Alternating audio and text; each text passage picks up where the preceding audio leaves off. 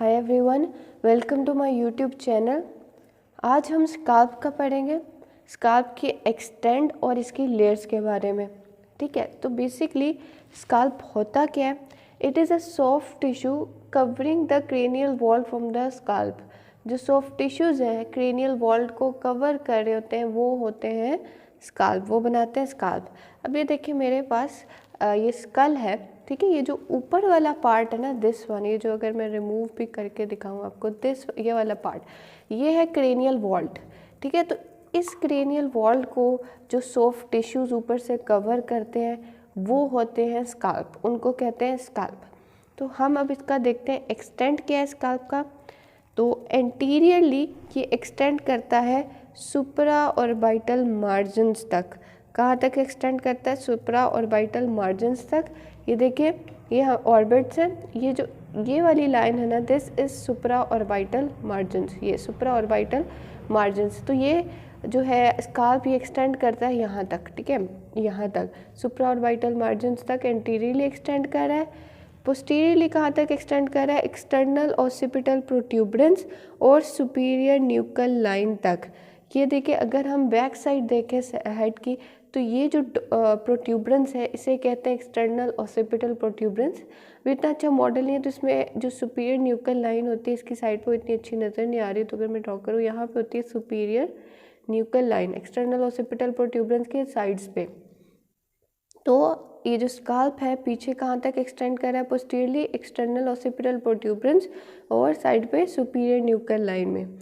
फिर on each side देखिए तो it extend to the superior temporal line. Superior temporal line क्या होता है? साइड्स पे एक्सटेंड करता है सुपीरियर टेम्पोरल लाइन में। इसमें भी शो नहीं किया, वो यूं करके हमारे पास स्कल में लाइन होती है, this is superior temporal line, यहाँ तक एक्सटेंड कर रहा है सुप्रा ऑर्बिटल मार्जिन से लेकर फिर साइड्स पे सुपीरियर टेम्पोरल लाइन तक, पीछे सुपीरियर न्यूकल लाइन और एक्सटर्नल प्रोट्यूबरेंस, और इसी तरह ये इसका एक्सटेंट हो गया। अगर मैं इसको डायग्राम में आपको दिखाऊं तो ये देखिए इसकी डायग्राम है। ये जो है एंटीरियरली एक्सटेंड कर रहा है सुप्रा ऑर्बिटल मार्जिन तक, जिसको सुपर सीलरी आर्च भी कहते हैं। पोस्टीरियरली यहाँ पे होता है, ये साइड व्यू है ना, तो यहाँ पे एक्सटर्नल ऑसिपिटल प्रोट्यूबरेंस है और यहाँ पे ये सुपीरियर न्यूकल लाइन है। पोस्टीरियरली यहाँ तक एक्सटेंड कर रहा है और साइड में ऑन ईच साइड ये एक्सटेंड कर रहा है सुपीरियर टेम्पोरल लाइन में। ये जो है हमारे पास सुपीरियर टेम्पोरल लाइन है। ये हमने एक्सटेंड देख लिया स्काल्प का। अब देखते हैं लेयर्स ऑफ स्काल्प को। लेयर्स ऑफ स्काल्प में देखें तो स्काल्प जो है इसकी 5 लेयर्स होती हैं। कितनी लेयर्स? 5। ऐसे इन 5 लेयर्स को के लिए ये डायग्राम है मेरे पास, ये तो इनको याद करने के लिए एक निमोनिक है, स्काल्प से ही बना है। एस से पहली जो सबसे एक्सटर्नल लेयर होगी स्किन होगी, एस से। स्काल्प से देखें ना, SCALP, स्काल्प, तो इनके पहले पहले वर्ड से ही बन रहा है। एस फॉर स्किन, सबसे एक्सटर्नल प्रेजेंट है स्किन। सेकेंड लेयर जो है वो है कनेक्टिव टिश्यू, जो कि बना रही है सुपरफिशियल फेशिया। थर्ड लेयर है एपोन्यूरोसिस, एपोन्यूरोसिस बना रहा है डीप फेशिया। सुपरफिशियल फेशिया की बात क्या होगा? Deep fascia. अच्छा, इसे गेलिया एपोन्यूरोटिका भी कहते हैं, जिसमें ओसिपिटोफ्रंटालिस मसल भी होगी, इसकी हम डिटेल आगे देखेंगे। फिर चौथी लेयर है लूज एरियोलर टिश्यू और पांचवी लेयर है पेरिक्रेनियम। पेरिक्रेनियम होती है जो बोन के ऊपर वाली, बिल्कुल बोन के साथ वाली जो लेयर होती है उसको कवर करी होती है, उसे पेरिक्रेनियम कहते हैं। तो एक्सटर्नल टू इंटरनल हम देखें तो skin, connective tissue, aponeurosis, loose areolar tissue, pericranium. ठीक है, ये हम इन सब पांचों लेयर्स को थोड़ी डिटेल में देख लेते हैं। सबसे पहली लेयर है स्किन। इसमें देखें, ये मेरे पास डायग्राम है। सबसे पहली लेयर क्या है? स्किन है। फिर कनेक्टिव टिश्यू, स्किन ये जो ऑरेंज में बनाई है स्किन है। फिर जो मैंने ग्रे कलर में बनाई है, दिस इज कनेक्टिव टिश्यू, जो कि सुपरफिशियल फेशिया है। थर्ड में जो मैंने येलो से बनाई, ग्रीन से बनाई हुई है, ये है एपोन्यूरोसिस। फोर्थ लेयर फिर लूज एरियोलर टिश्यू की है, जो मैंने येलो से बनाई हुई है। और फिफ्थ लेयर है पेरिक्रेनियम, जो कि पिंक कलर से मैंने बनाई हुई है। और ये जो ब्राउन सा है, ये है हमारी क्रेनियम की बोन, स्कल की जो बोन है। ठीक है, ये 5 लेयर्स को अब इनको थोड़ा डिटेल में हम देख लेते हैं कि इनकी फीचर्स क्या क्या है। तो सबसे पहली जो लेयर है दैट इज स्किन। हेयर ही है। आपको पता है हमारे स्कल के ऊपर जो स्किन होती है उसमें हेयर्स होते हैं बहुत सारे। इसमें एक और बात याद रखिएगा कि ये हेयर्स तो हैं इसमें स्किन में, लेकिन इनके हेयर फॉलिकल्स जो है ना वो सुपरफिशियल फेशिया में, जो कनेक्टिव टिश्यू है सुपरफिशियल, यहाँ पे इसके हेयर फॉलिकल्स होते हैं, हेयर्स जहाँ से निकल रहे हैं। फिर दूसरी बात है कि it is adherent to epicranial aponeurosis through dense superficial fascia. अब देखें कि ये जो स्किन है ये इस कनेक्टिव टिश्यू से एपोन्यूरोसिस में अडहेरेंट हुई हुई है। कनेक्टिव टिश्यू, इसका नाम ही देखिए कनेक्टिव टिश्यू है। कनेक्टिव टिश्यू का क्या काम होगा? कनेक्ट करना दो चीज़ों को, ये स्किन को और ये जो ग्रीन में एपोन्यूरोसिस है उन दोनों के दरमियान प्रेजेंट है। तो ये जो है ना इन दोनों को आपस में अडहेरेंट करके रखता है, कनेक्ट करके रखता है, इसलिए इसको कनेक्टिव टिश्यू कहते हैं। ठीक है, हमने ये देख ली। ठीक है, मोर number of sweat and sebaceous gland, skin है तो जाहिर है यहाँ पे बहुत सारे स्वेट और सिबेशियस ग्लैंड्स भी होंगे। दूसरी हमारी लेयर पे आए तो दैट इज सुपरफिशियल फेशिया। किससे बना होगा? कनेक्टिव टिश्यू से। किससे बना होगा? Connective tissue. स्काल्प के सी से क्या था हमारे पास? Connective tissue. तो सुपरफिशियल फेशिया जो है वो बना हुआ है कनेक्टिव टिश्यू से। More fibrous and dense in centre than at the periphery of head. तो सेंटर में जो है ना ये डेंस और ज़्यादा फाइब्रस होता है, पेरिफेरी में जाके ये लेस डेंस हो जाता है। ठीक है, ये बात है। फिर it contains many blood vessels. अब ये देखें इसमें बहुत सारी आपको नज़र आ रही होंगी। ये आर्टरी है रेड में, ये ब्लू में वेन मैंने बनाई भी है और ये येलो में नर्व बनाई भी है। तो सुपरफिशियल फेशिया में ये हमारी नर्व और आर्टरी और वेन्स होती है, प्रेजेंट होती हैं। तो it contains many blood vessels. फिर it bind skin to subjacent aponeurosis. हम पहले बात कर चुके हैं कि स्किन को एपोन्यूरोसिस से कनेक्ट करके रखती है। फिर it provides proper medium for passage of vessels and nerves. Skin तो जाहिर है नर्व्स और वेसल्स जो हैं वो इसी सुपरफिशियल फेशिया में प्रेजेंट है, तो ये उनको मीडियम दे रही हैं for the passage to skin. अब नेक्स्ट हमारी लेयर है एपोन्यूरोसिस की, जो थर्ड लेयर है। एपोन्यूरोसिस जो है ना इसे एपिक्रेनियल एपोन्यूरोसिस भी कहते हैं, गैलिया एपोन्यूरोटिका भी कहते हैं। फ्रीली मूवेबल होता है on pericranium along with overlying and adherent skin and fascia. अगर आप अपने सर को हाथ लगाएं स्किन को जो ऊपर फेशिया प्रेजेंट है तो आप उसकी फ्रीली मूवेबल देखेंगे, उसको हिला के देखें तो ये जो ऊपर वाली जो किस वजह से होती है? इस एपोन्यूरोसिस की वजह से, क्योंकि वो फ्रीली मूवेबल होती है पेरिक्रेनियम पे। तो वो फ्रीली मूवेबल है तो ऊपर उसके ऊपर जो फेशिया स्किन प्रेजेंट है तो जाहिर है वो भी फ्रीली मूव करेगा क्योंकि वो इससे अडहेरेंट है। फिर अब हम इसके देखते हैं एक्सटेंट क्या है इस एपोन्यूरोसिस का। तो एंटीरियरली जो है it receives insertion of frontalis, anteriorly और posteriorly it receives insertion of occipitalis. अब ये क्या है? ये दो मसल्स हैं, फ्रंटालिस और ओसिपिटैलिस। बेसिकली एक ही मसल होता है, इसे कहते हैं ओसिपिटो फ्रंटालिस। इसकी दो ये जो होती है, एक बैली होती है फ्रंटालिस और एक होती है ओसिपिटैलिस। जो फ्रंटालिस मसल होता है ना वो आगे की तरफ प्रेजेंट होता है और जो पीछे की तरफ प्रेजेंट होता है वो होता है ओसिपिटैलिस। इसको थोड़ा डिटेल में मैं आपको डायग्राम में दिखाती हूँ। ये देखिए, अब ये एपोन्यूरोसिस की डायग्राम है। ये जो आपको वाइट में नज़र आ रहा है ये तो एपोन्यूरोसिस है। अब हमने पढ़ा कि एंटीरियरली जो है इस पर इंसर्शन होती है फ्रंटालिस मसल की, ये आपको नज़र आ रहा होगा। दिस पार्ट ये जो है ये है फ्रंटालिस मसल, और ये जो पीछे की तरफ इतना सा पार्ट है दिस इज़ ओसिपिटैलिस मसल। ये तो आपने साइड से देख लिया। ठीक है, अब क्या होता है कि इसकी जो है एंटीरियरली ये जो receive insertion of frontalis, posteriorly it receive insertion of occipitalis. बात होगी क्लियर। एंड और जो एंटीरियरली जो है ना फ्रंटालिस मसल जो है इसकी ओरिजिन कहाँ से होगा? स्किन से।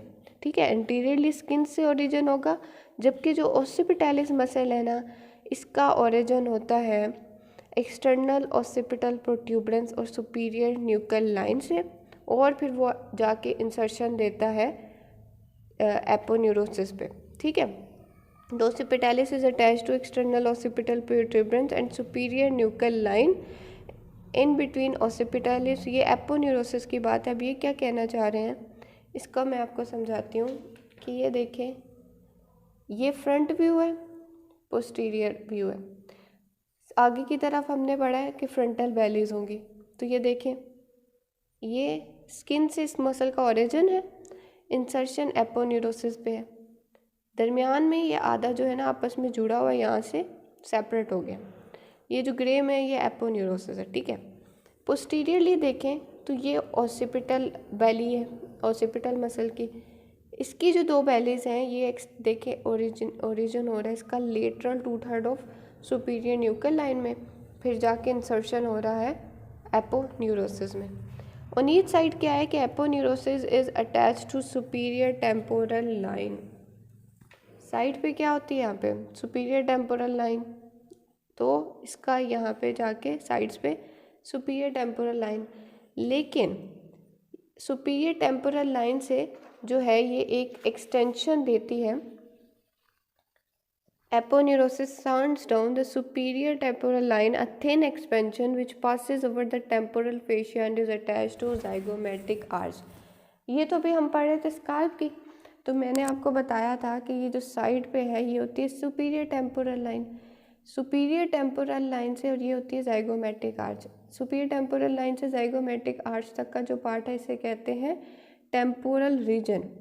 तो यहाँ पे क्या होता है कि एपोन्यूरोसिस की अटैचमेंट तो यहाँ पे है ही, लेकिन वो एक थिन एक्सपेंशन देता है सुपीरियर टेम्पोरल लाइन से नीचे तक, जो कि जाके अटैच होती है जाइगोमेटिक आर्च के पे। तो ये एक फेशिया मतलब दे रही है, टेम्पोरल फेशिया एक थिन एक्सपेंशन यहाँ पे कंट्रीब्यूट कर रही है, ठीक है। अब हम इस ओसिपिटोफ्रंटालिस मसल को थोड़ा डिटेल में देख लेते हैं। तो हमने पढ़ा था they are inserted into epicranial aponeurosis. Occipitofrontalis muscle की जो दो बेलीज हैं, दिस इज ओसिपिटल बेली और फ्रंटल बेली। इसका कंपैरिजन अगर देखें हम तो ओसिपिटल जो बेली है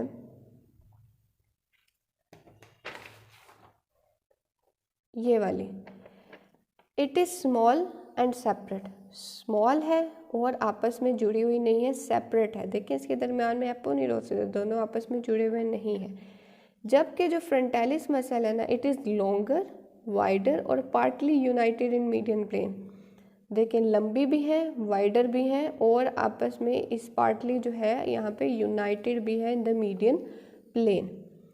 फिर आता है कि जो ओसिपिटल है arise from lateral 2/3 of superior nuchal line. ये ओसिपिटल बोन है, कहाँ से इसका ओरिजिन है, lateral 2/3 of superior nuchal line से। फ्रंटालिस मसल का ओरिजिन कहाँ से, arise from skin of upper eyelid and forehead mingling with orbicularis oculi and corrugator supercilii. अब ये क्या है, mingling with each rise from skin of upper eyelid, तो समझ आ गया कि यहाँ पे हमारी अपर आईलिड होती है, उसकी स्किन से इसका ओरिजिन है। इस मसल का स्किन से ओरिजिन मैं आपको पहले बता चुकी हूँ। तो किस स्किन से, अपर आईलिड की जो स्किन होती है ना वहाँ से इसका ओरिजिन है।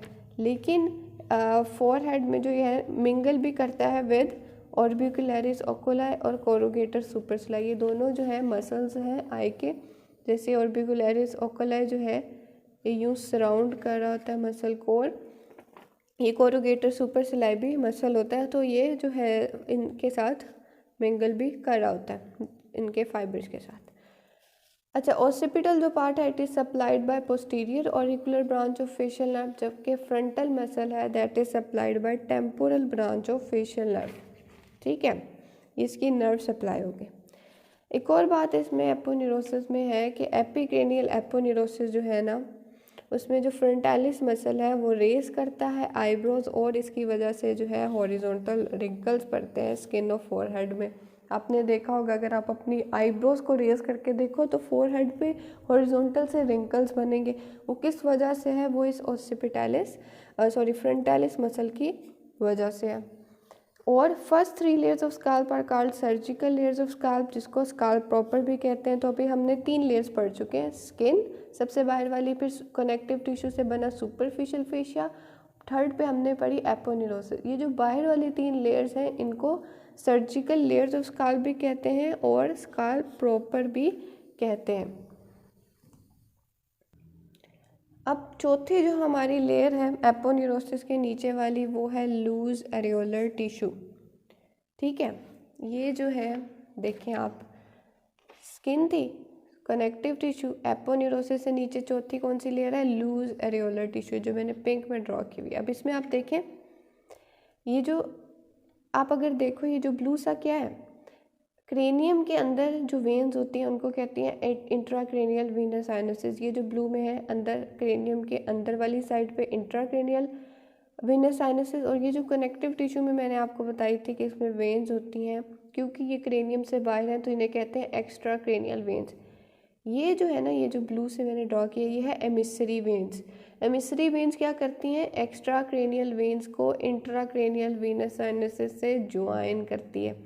तो अब आप देखेंगे कि जो लूज एरियोलर टिश्यू में ये emissary veins loose areolar tissue से भी गुजर के जा रही है, तो ये आगे हम पढ़ेंगे।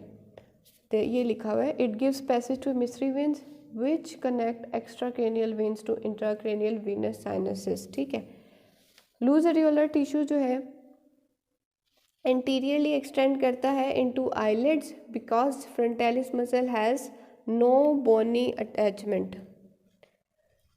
थोड़ा गलत लिख दिया ना, बोनी अटैचमेंट क्या मतलब, लूज एरियोलर टिश्यू के ऊपर वाली लेयर क्या थी, मसल की, मतलब थी तो एपोन्यूरोसिस, उसके आगे वाली साइड पे क्या थी, और फ्रंटालिस मसल। तो वो फ्रंटालिस मसल का ओरिजिन था आईलिड की स्किन के साथ। ठीक है, तो लेकिन वो बोन्स के साथ तो अटैच नहीं था ना। अगर वो मसल अटैच, उसका ओरिजिन होता है, फॉर एग्जांपल ले लें ऑसिपिटल सुप्रा और बाइटल पार्ट मार्जिन से, तो वो इससे आगे तो किसी चीज़ को गुजरने नहीं ना देता। तो क्योंकि वो अटैच है स्किन से, जो कि बाहर वाला ही पार्ट है, तो इस एपोन्यूरोसिस के अंदर वाली चीज़ है, तो ये एक्सटेंड करती है into eyelids because frontalis muscle has no bone attachment. तो लूज एरियोलर टिश्यू आगे तक एक्सटेंड कर जाता है आईलिड्स में।